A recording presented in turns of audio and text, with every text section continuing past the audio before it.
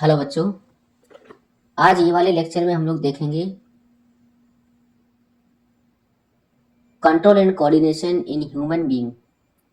इससे पहले वाले लेक्चर में हम लोग देख चुके हैं कि प्लांट में किस तरह से कंट्रोल एंड कोऑर्डिनेशन होता है और कौन कौन से हार्मोन होते हैं। कौन सा हार्मोन ग्रोथ हार्मोन के नाम से जाना जाता है, कौन सा हार्मोन ग्रोथ को रोकने का काम करता है। ये सारी चीज़ें हम लोगों ने देखी और देखा हम लोगों ने मूवमेंट कि मूवमेंट कितने तरह से होते हैं प्लांट में। एक होता है ग्रोथ डिपेंडेंट, एक होता है ग्रोथ इंडिपेंडेंट। ग्रोथ डिपेंडेंट में अगर बात करें तो हमारे जो हार्मोन हमने बताए थे वो, और ग्रोथ इंडिपेंडेंट में जो होगा तो उसमें हम लोगों ने बात कर ली थी। जैसे हो गया स्टेबुलस टच है तो वहाँ पर मूवमेंट हुआ था, ठीक है। तो जियोट्रोपिज्म, कीमोट्रोपिज्म, फोटोट्रोपिज्म, हाइड्रोट्रोपिज्म, ये सारी सारी जानकारी हम लोगों ने ले ली। अगर पिछला वाला लेक्चर आप लोगों ने नहीं देखा है उसको भी जाके देख लें। और ये वाले लेक्चर में हम केवल और केवल ह्यूमन बीइंग की बात करेंगे। जैसे ब्रेन है तो ब्रेन के कितने पार्ट हैं, किस तरह से हमारा कोऑर्डिनेशन होता है, किस तरह से बॉडी मेंटेन करती है, कौन सा फंक्शन ब्रेन का पार्ट, कौन सा फंक्शन ब्रेन का कौन सा पार्ट कंट्रोल करता है, ये सारी तमाम बात हम ये वाले लेक्चर में करेंगे। तो बने रहिए हमारे साथ। अगर आप लोगों ने पिछला लेक्चर नहीं देखा तो उसको भी देखें। चलिए स्टार्ट करते हैं। अगर बात करें तो जो हमारा ह्यूमन का जो कंट्रोल कोऑर्डिनेशन है वो दो पार्ट में डिवाइडेड है। दो पार्ट है, एक है नर्वस कंट्रोल, दूसरा है केमिकल कंट्रोल। लेट फर्स्ट, सबसे पहले हम लोग जानेंगे क्या nervous control. Human nervous system consist of brain. Human का जो नर्वस सिस्टम है ब्रेन, स्पाइनल कॉर्ड, नर्व्स से मिलकर बना है। नर्वस सिस्टम ये हमारा एक सिस्टम होता है जो कि कंट्रोल करता है सारी एक्टिविटीज को। जितनी बॉडी की एक्टिविटीज है वो सब एक्टिविटीज को कंट्रोल करता है। नर्वस सिस्टम को हमने तीन पार्ट में डिवाइड कर रखा है। कौन कौन से पार्ट हैं? एक है सेंट्रल नर्वस सिस्टम सीएनएस, दूसरा है पेरिफेरल नर्वस सिस्टम पीएनएस, और तीसरा है ऑटोनॉमिक नर्वस सिस्टम एएनएस। सबसे पहले हम लोग बात करेंगे सेंट्रल नर्वस सिस्टम सीएनएस के बारे में। ये किनसे मिलके बना होता है? तो ये जो है वो ब्रेन और स्पाइनल कॉर्ड से मिलके बना होता है। इसका काम क्या होता है? ये रेगुलेट करता है सारी एक्टिविटीज को। जितनी बॉडी की सारी एक्टिविटीज है उनको मैनेज करेगा। पेरिफेरल नर्व सिस्टम किसका बना होता है? तो जो भी all the nerve present in the periphery of the body, body के पेरीफेरी में जितनी नर्व प्रेजेंट है वो सारा का सारा पेरीफेरल नर्व सिस्टम होगा। It is a network of nerve spread through out the body. तो जितने भी नर्व हैं या नेटवर्क है नर्व का वो पूरी बॉडी में जो फैला होता है उसी को हम पीएनएस बोलेंगे। Body connecting all part of the body to the central nervous system, और ये सारी के सारे नर्व को सीएनएस से कनेक्ट कराता है। ऑटोनॉमिक नर्वस सिस्टम किसका मिलके बना होता है? तो nerve which are present in the involuntary organ like heart, stomach और लंग्स। तो ऐसी नर्व जो प्रेजेंट हो कहाँ? कुछ हमारे इनवॉलेंट्री ऑर्गन होते हैं, जैसे हार्ट है, स्टमक है, लंग्स है। इनमें क्या होगा? Autonomic nerves. जैसे हार्ट हो गया, स्टमक है, लंग्स है। अब यहाँ पर बात आती है नर्व क्या है। तो नर्व एक टिश्यू है जो कि सेल से मिलकर बना होता है, और जो सेल होता है उसको हम बोलते हैं न्यूरॉन। क्या बोलते हैं? न्यूरॉन या फिर नर्व सेल। तो नर्व टिश्यू एक हमारे सेल से मिलकर बना होता है, बहुत सारी सेल से मिलकर बना होता है, जिसको हम बोलते हैं neuron. And supportive cell called neuroglia. Neuroglia are supportive cell which assist neurons in their function. ये न्यूरॉन है, ये न्यूरोग्लिया है। Neuron are specialised cell capable of creating and transmitting electrochemical impulse. तो यहाँ पर जो न्यूरॉन है या फिर जो नर्व सेल हैं वही क्या करती है? मेन फंक्शन करती हैं, क्रिएट करती हैं और ट्रांसमिट कराती हैं इलेक्ट्रोकेमिकल इम्पल्स को। स्ट्रक्चर क्या होता है न्यूरॉन का? तो ये न्यूरॉन का स्ट्रक्चर है। सेंट्रल सेल बॉडी, जो सेंट्रल सेल है उसको हम क्या बोलते हैं? Cyton. Cell body consist of, cell body किससे मिलकर बना होता है? न्यूक्लियस, जो कि branches arising from the cyton are called as, तो साइटोन से जो ब्रांचें निकलती हैं उनको हम बोलते हैं डेंड्राइट। क्या बोलते हैं? Dendrite. The long process arising from the साइटोन, साइटोन से जो हमारे लॉन्ग लंबी रॉड शेप जा रहा है इसे हम बोलते हैं एक्सोन। क्या बोलेंगे? एक्सोन। और process arising from the axon called nerve ending. और सबसे लास्ट में क्या होता है? Nerve ending. न्यूरॉन किस तरह से मैसेज को ट्रांसमिट कराता है बॉडी से ब्रेन तक, देखते हैं। जैसे मान के चलो हमारे पास माउस है, जैसे हमने फिंगर को टच किया माउस से, information from environment is pick up by specialised tip of the dendrite. तो ये वाली इंफॉर्मेशन कहाँ पहुंचेगी? डेंड्राइट में। तो डेंड्राइट के पास इंफॉर्मेशन गई। It set of a chemical reaction producing electrical impulse which travel from dendrite to cell body through the axon to its end। अब यहाँ पर क्या होगा? इन्फॉर्मेशन हमारी यहाँ से जाएगी, ये इन्फॉर्मेशन गई सेल बॉडी तक पहुँचेगी, ठीक है। तो सेल बॉडी के बाद कहाँ होगा? एक्सोन के थ्रू कहाँ पहुँच गई? नर्व एंड पे। तो इन्फॉर्मेशन यहाँ पर आ गई। अब ये इन्फॉर्मेशन क्या होगी? And start a similar electrical impulse in the dendrite of next neuron. अब ये क्या होगी? इन्फॉर्मेशन अगली न्यूरॉन के पास जाएगी। अब अगला न्यूरॉन क्या होगा? ये अगला न्यूरॉन है, नेक्स्ट न्यूरॉन। अब इसके नर्व एंड, ये नर्व एंड है, तो नर्व एंड से इन्फॉर्मेशन निकलेगी और अगले न्यूरॉन के जो डेंड्राइट है वो इन्फॉर्मेशन को लेगा। तो हमेशा जो इन्फॉर्मेशन को कलेक्ट करता है वो डेंड्राइट करता है, और सिग्नल को या फिर इम्पल्स को एक न्यूरॉन से दूसरी न्यूरॉन पहुंचाने का काम होगा, वो होगा नर्व एंड का। तो नर्व एंड डेंड्राइट तक इन्फॉर्मेशन पहुंचाएगा। तो डेंड्राइट से कहाँ गया? नर्व एंड से कहाँ आएगा? ये वाले के डेंड्राइट पर। उसके बाद क्या है? एक्सोन के थ्रू यहाँ पर आ गई मसल के पास, and deliver to the muscle cell और ग्लैंड। तो ग्लैंड और मसल के पास आएगी। उसके बाद यहाँ पर कुछ रेस्पॉन्स होगा। What happen in muscle, muscle में क्या हुआ? तो ये chemical are release in the muscle cell from nerve ending. तो नर्व एंडिंग के थ्रू क्या होगी? यहाँ पे केमिकल रिलीज हो गया, जिसकी वजह से ये क्या हो रही? Muscle cell possess special kind of protein, they bring change in their shape and shorten the muscle. और मसल को शॉर्टन कर दिया, जिसकी वजह से क्या है? एकदम hence the muscle shorten and click happen. तो यहाँ पर क्लिक अपने आप हो गया। टाइप ऑफ नर्व, नर्व कितने प्रकार की होती है? Nerve which conduct impulse from the sense organ to the brain are called spinal cord. जो भी नर्व जो कंडक्ट करे इम्पल्स को सेंस ऑर्गन से ब्रेन तक और स्पाइनल कॉर्ड को, उसे हम बोलते हैं एफरेंट नर्व। एफरेंट नर्व का मतलब ये है कि इंफॉर्मेशन को ब्रेन तक या स्पाइनल कॉर्ड तक पहुंचाए। The nerve which conduct impulse from brain and spinal cord to the effector organ. तो जो इफेक्टर ऑर्गन, जैसे हमने माउस पकड़ा था तो माउस से इंफॉर्मेशन गई कहाँ? ब्रेन और स्पाइनल कॉर्ड तक। तो ये जो बनेगी उसको हम बोलेंगे एफरेंट।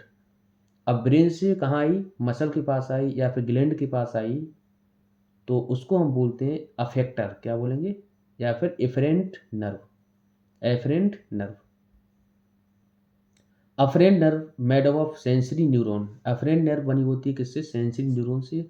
और जो सेंसरी न्यूरॉन, तो अफरेंट नर्व सेंसरी न्यूरॉन, और जो इफरेंट नर्व है वो मिली होती है किससे? मोटर न्यूरॉन से। तो मोटर न्यूरॉन के थ्रू क्या होती है? इंफॉर्मेशन स्पाइनल कॉर्ड ब्रेन से आती है मसल के पास, ठीक है। तो यहाँ मोटर न्यूरॉन है, ये एफरेंट नर्व है। Sensing neuron conduct impulse from sense organ to spinal cord and brain. तो सेंसरी न्यूरॉन का काम क्या है? कंडक्ट कराना इम्पल्स को सेंस ऑर्गन से कहाँ? स्पाइनल कॉर्ड या ब्रेन तक। The integrative function of nervous system perform by decision making associated nerve. Motor neuron conduct impulse from spinal cord and brain to the effector organ like muscle. तो यहाँ पर हमने बता दिए, ये कलेक्ट होकर इन्फॉर्मेशन कहाँ आएगी? बाद में मसल के पास आएगी। अब यहाँ पर late us see all 3 neuron working together, किस तरह से वो इकट्ठी काम करती हैं। तो जैसे मान के चलो हमारे पास क्या एक पेन है, तो पेन को जैसे क्या किया, स्किन में लगा, लगने के बाद यहाँ होगा impulse move from skin spinal cord and brain through efferent nerve. अब एफरेंट नर्व के थ्रू क्या होगी, सिग्नल पहुंचेंगे कहाँ, ब्रेन और स्पाइनल कॉर्ड तक। उसके बाद ब्रेन यहाँ पर क्या करेगा, द ब्रेन डिसाइड या डिसीजन करेगा, डिसीजन मेकिंग का काम ब्रेन करेगा with the help of association nerve. तो एसोसिएशन नर्व की मदद से क्या करेगा, वहाँ पर डिसीजन मेकिंग होगा। उसके बाद ये जो हमारा होगा, this impulse move from brain and spinal cord to the muscle through. अब ये क्या होगा, एकदम जो सिग्नल है, इम्पल्स है, वो ब्रेन और स्पाइनल कॉर्ड के थ्रू आएगा, एफरेंट नर्व के थ्रू कहाँ पर, मसल तक। सो द मसल कॉन्ट्रैक्ट, अब मसल क्या हो जाएंगी, कंट्रैक्ट हो जाएंगी। अब कॉन्ट्रैक्ट होने के बाद and we are able to move the hand, और अपने हाथ को हम हटा सकते हैं। ठीक है, तो ये पूरा का पूरा सिस्टम है, किस तरह से ये न्यूरॉन तीनों हमारी एक साथ काम करती हैं। What would you do when, आप क्या करोगे जब see a motor car coming toward you, जब मोटर कार अचानक से आपके सामने आती है, और when you see something delicious, आप जब डिलीशियस कुछ देखते हो, suddenly you hear a loud noise, जब बहुत तेज आवाज़ आप सुनाई देती है, if a doctor give a jerk on the knee, अचानक से झटका देता है तो क्या होता है, can we control our reaction during this situation, no. तो ये वाली सिचुएशन में हम अपने आप को कंट्रोल नहीं कर सकते हैं। How can we react in such situation without thinking, तो इनको बिना सोचे किस तरह की सिचुएशन, तो यहाँ पर क्या है, एकदम से बिना सोचे समझे हम कुछ भी कर सकते हैं। तो जैसे मान के चलो, suppose a boy touch a flame, तो जैसे क्या है, फ्लेम को टच किया, जैसे फ्लेम को टच करेगा, suppose a flame, a boy touches a flame, if he think consciously of the flame, then impulse will generate and travel through the sensory neuron to spinal cord and brain and come back through the motor neuron to the affected muscle। तो यहाँ पर क्या होगा, यहाँ पर इस तरह से जाएंगी, सारे के सारे इम्पल्स कहाँ जाएंगे, ब्रेन और स्पाइनल कॉर्ड, उसका पलट के कहाँ जाएंगे, वापस मसल में आ जाएंगे। ठीक है, it will take time and he will get bounded, तो टाइम लगेगा। ठीक है, अगर ऐसे हम सोचेंगे तो the other possible way can be, if he does not think about the pain, अगर वो पेन के बारे में ना सोचे, impulse will generate and travel through sensory neuron to spinal cord, तो यहाँ सेंसरी न्यूरॉन से स्पाइनल कॉर्ड के थ्रू यहाँ पर मोटर न्यूरॉन तक सारे के सारे सिग्नल आ जाएंगे। In the spinal cord impulse will move from sensory neuron to motor neuron through interneuron, hence the action will be complete quickly, तो यहाँ पर क्या है, जल्दी हो जाएगी, जिसे हम बोलते हैं रिफ्लेक्स आर्क। तो nerve from all over the body meeting in a bundle, such a connection in a bundle spinal cord where reflex arc are form. तो रिफ्लेक्स आर्क का फॉर्मेशन कब होता है, जब बहुत बड़ी मात्रा में हमारी क्या हो जाए, नर्व हो जाएं और इकट्ठी एक बंडल हो जाए। ठीक है, तो बंडल को हम बोलते हैं, नर्व के बंडल को हम क्या बोलते हैं, रिफ्लेक्स आर्क। तो जैसे मान के चलो हम बैठे हैं, पंखा ऊपर लगा हुआ है, तो पंखा गिरने वाला है, तो हम बिना सोचे समझे अपने आप बॉडी हमारी रिएक्ट करने लगती है, हमें क्या करना है। ठीक है, तो यहाँ पर अपने आप रिफ्लेक्स एक्शन होता है। तो यही चीज़ रिफ्लेक्स एक्शन। अब रिफ्लेक्स एक्शन क्या है, तो reflex arc perhaps evolve in an animal because the thinking process of the brain is a bit slow। तो ये केवल और केवल कहाँ पाया जाता है, ब्रेन, जो रिफ्लेक्स आर्क है वो ह्यूमन में ही है, क्योंकि ह्यूमन के पास ही सोचने की थोड़ी बहुत क्षमता होती है। In many animal, specially lower animal, the complex neural network needed for thinking is not there और इज नॉट वेल डेवलप। तो कुछ में क्या है, ये कुछ एनिमल में होता नहीं है। ठीक है, थिंकिंग, सोचने की क्षमता।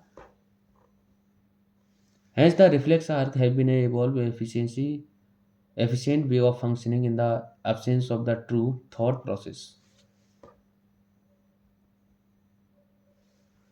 However, in spite of the presence of complex neuron network, reflex are continue to be more efficient for quick response। ठीक है, central nervous system is a delicated structure composed of brain and spinal cord. तो CNS हमने बता दिया, brain और spinal cord से मिलकर बना होता है। Now later understood structure of brain. अब ब्रेन के स्ट्रक्चर के बारे में हम लोग जानते हैं, ये ब्रेन है, brain is protected by a bony structure called as cranium या स्कल। तो ये हमारा जो ऊपर का जो स्ट्रक्चर दिखता है जिससे वो ढका हुआ होता है पूरा का पूरा ब्रेन, उसे हम बोलते हैं cranium. Protective membrane called the meninges are presence between the soft CNS and bone. तो सीएनएस और बोन के बीच में हमारा वो फ्लूइड होता है जिसे हम बोलते हैं मेनिंग्स। ठीक है। तो brain and spinal cord is protected by vertebral column और backbone.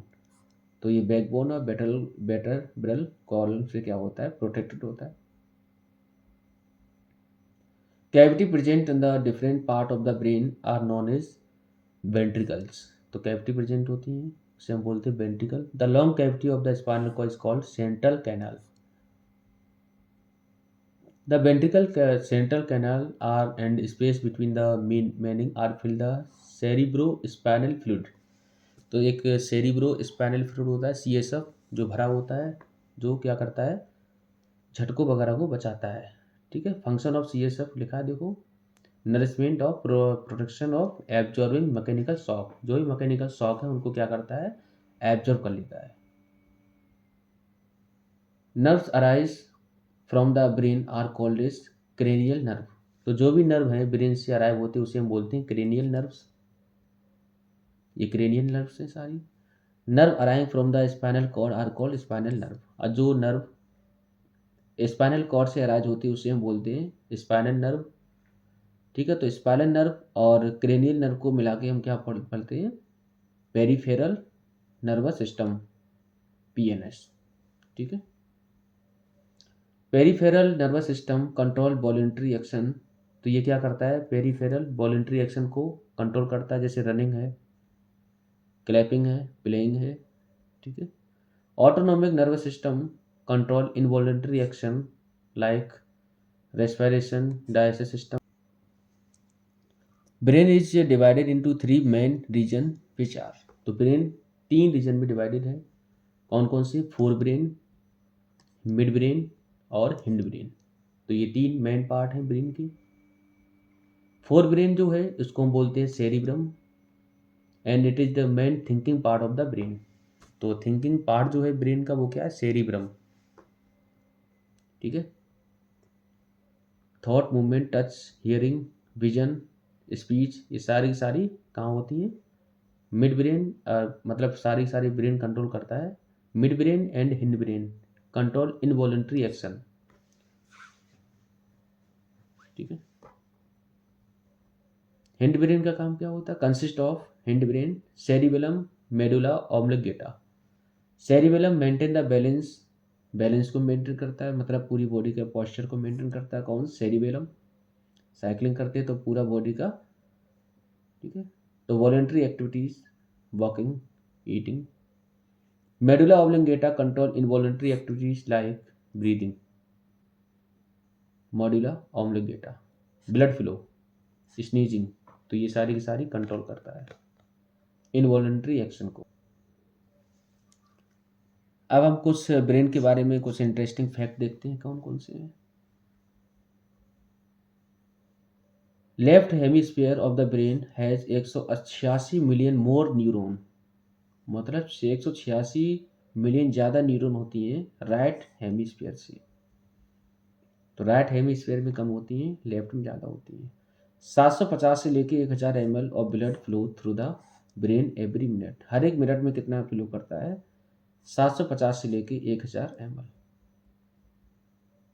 Brain can stay alive for 4 to 6 minute without oxygen after the cell begin to die. तो बिना ऑक्सीजन के वो 4 से 6 मिनट रह सकता है।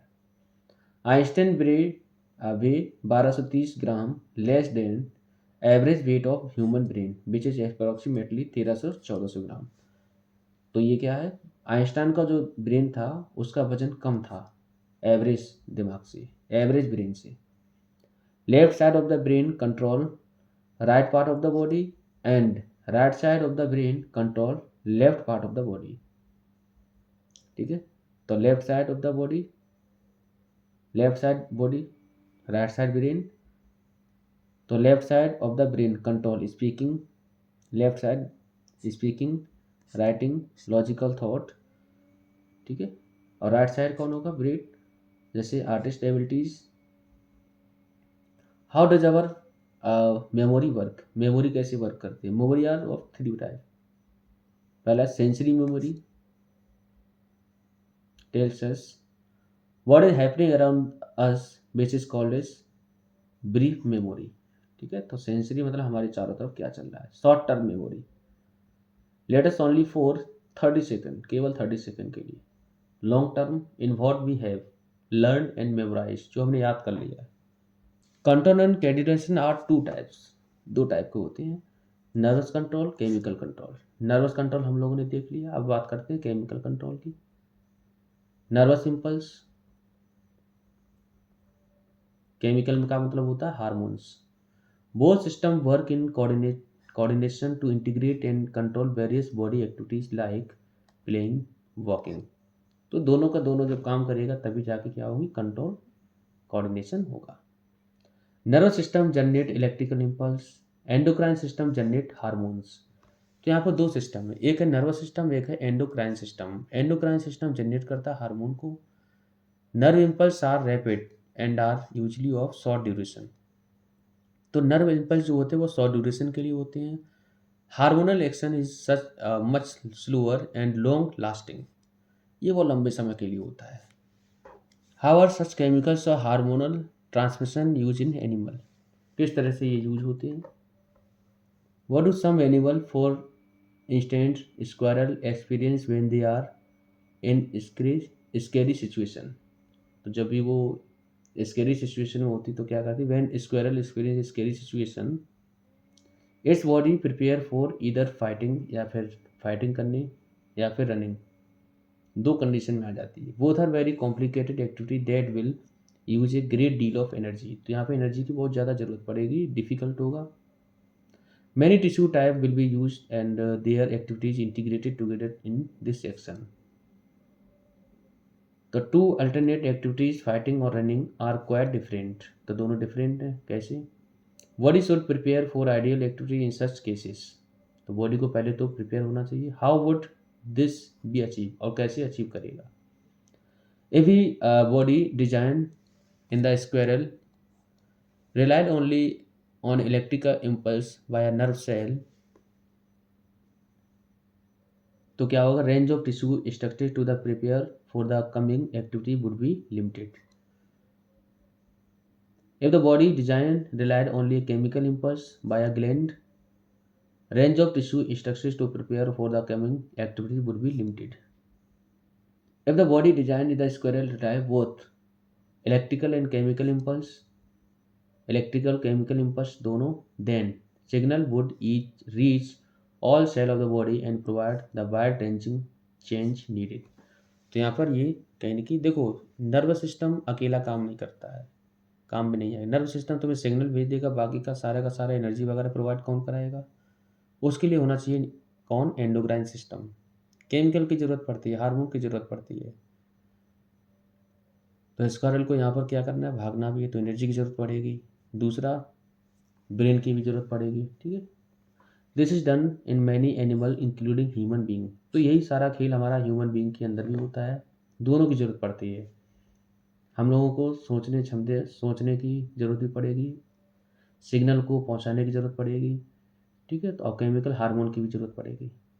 Human being also secrete hormone from gland and achieve the desired result. तो यहाँ पर कुछ ग्लैंड से हार्मोन निकलते हैं, कौन कौन से, late us see few endocrine gland of the body. तो पिट्यूटरी ग्लैंड ऊपर होती है, ये होती है थायराइड ग्लैंड, ये पैनक्रियाज होती है। एड्रेनल ग्लैंड ये होती है, ये ओवरी होता है, ये टेस्ट होता है, ठीक है। तो ये इतनी ग्लैंड होती हैं, आपको ये मस्ट जरूरी है याद करना। Let us see some example to understand how hormone help in coordinating growth को कोऑर्डिनेट करने में किस तरह से वो काम आती हैं। जैसे थायराइड ग्लैंड है, तो ये सेक्रेट करता है किसको, thyroxine hormone, which regulate control carbohydrate protein and fat metabolism in the body. Break करता है कॉम्प्लेक्स फूड को, सिंपल मॉलिक्यूल और एनर्जी को प्रोवाइड कराता है। Iodine is essential for the synthesize of thyroxine, और आयोडीन जरूरी होता है थायरोक्सिन को क्या करने के लिए, सिंथेसाइज करने के लिए, फॉर्मेशन कराने के लिए।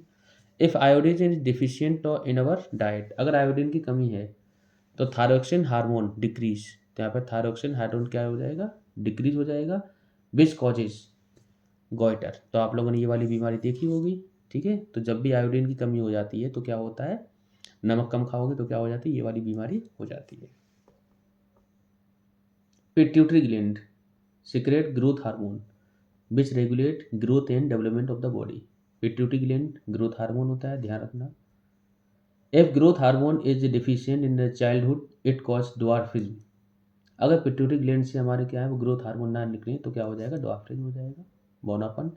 If dwarfism, if growth hormone is increase it cause gigantism, ठीक है, तो लंबाई यहाँ पर बढ़ जाएगी।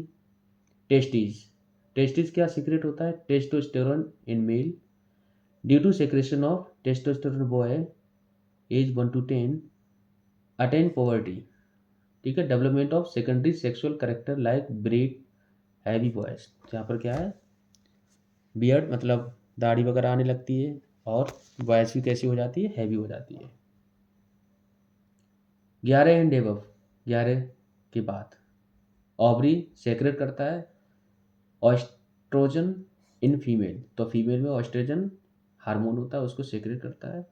Due to secretion of the oestrogen girl attain puberty, development of secondary sexual character, ठीक है, 11, 1 से 10, उसके बाद 11 से ऊपर।